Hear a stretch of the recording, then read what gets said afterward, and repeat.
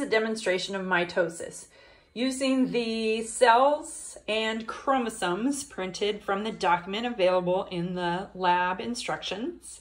As you can see, I've cut out the chromosomes and I've also folded them so that I can fit them into my nucleus a little more easily, and I can also, represent compacting the chromosomes during prophase. Just to zoom in on what one of those chromosomes looks like, you'll see that along this strand I've positioned different characteristics that come with that particular strand of DNA. And in my demonstration, I'm going to refer to the red chromosomes as those that are coming from my birth mother, and the green chromosomes as those that are coming from my birth father. And so if we compare the long red one to the long green one, you'll see that the red one I got from my birth mother, she has passed straight hair to me. Oh no, wait, that's the wrong one. I guess this is a medium chromosome. So straight hair from my birth mother, curly hair from my birth father, thick toe hair from my birth father, no toe hair from my birth mother. And how that plays out in my own personal characteristics is the study of genetics, which we'll cover in the next module. But I just want them there so that I set you up to help you understand genetics a little better when we get to that module. So we're going to do mitosis first, and I'll do a separate video for meiosis. And we're going to begin with a cell in interphase before mitosis. And let's just say for the sake of argument that this cell is a skin cell, because my skin cells are constantly dividing to replace aged skin cells, which turn over, what I understand, every 3 days, but I could be wrong on that. Anyhow, this cell is in G1, which means it only has one copy of each strand of DNA. So I'm going to place one copy of each strand into the cell. During G1, this cell is doing normal function, and so doing whatever a skin cell does, producing skin cell proteins.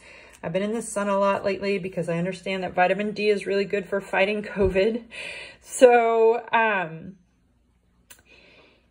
my cells are busy producing melanin, and this cell only has one copy of each strand of DNA, and then there's two versions of each of these strands of DNA. So this is a medium strand, and it has the characteristics that I got from my birth father, the characteristics I got from my birth mother. These two strands of DNA are the same length. They have the same characteristics, but different versions of those characteristics.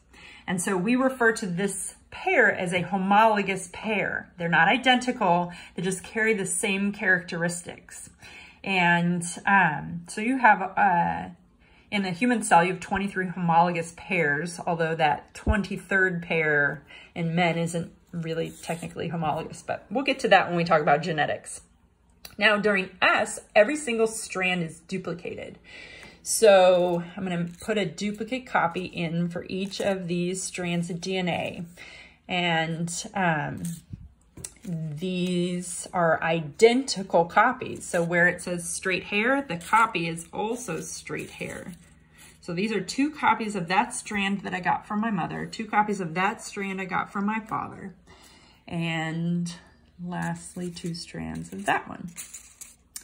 And there we go. So that completes S of interphase. Now, these two strands are identical because they're connected in the middle by a centromere, which you could demonstrate with a paper clip, but it would take me too long in this video to do it that way, so I'm not doing paper clips. But you could connect the two in the middle with a paper clip and call that the centromere. These two identical copies, because they're physically together, we refer to as one chromosome made of two chromatids.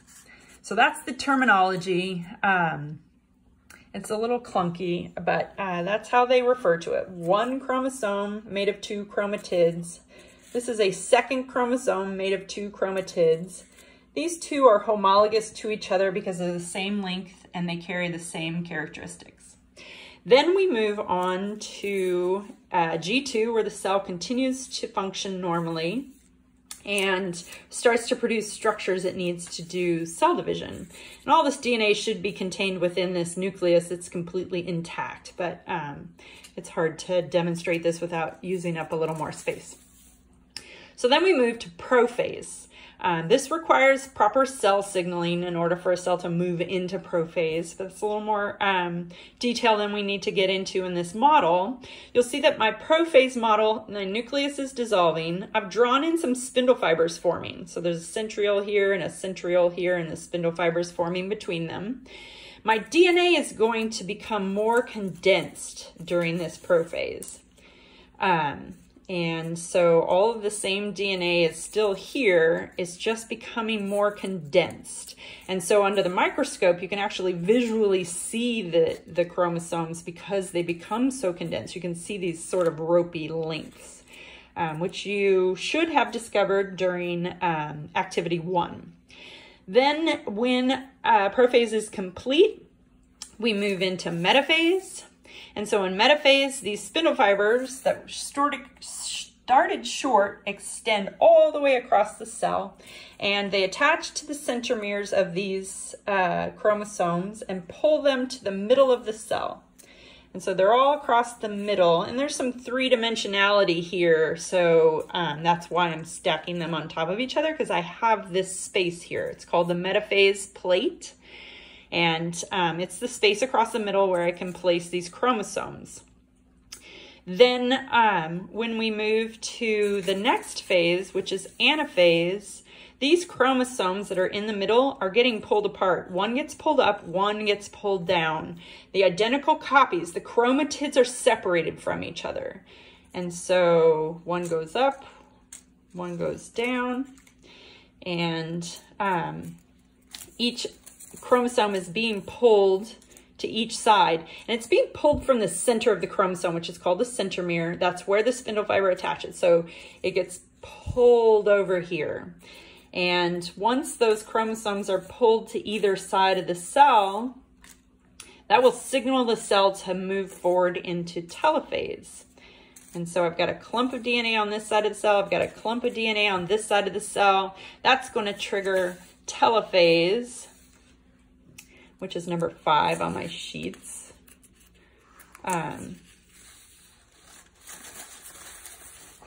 So all that DNA is clumped in the center. Now in telophase, I'm going to reverse everything I did in prophase.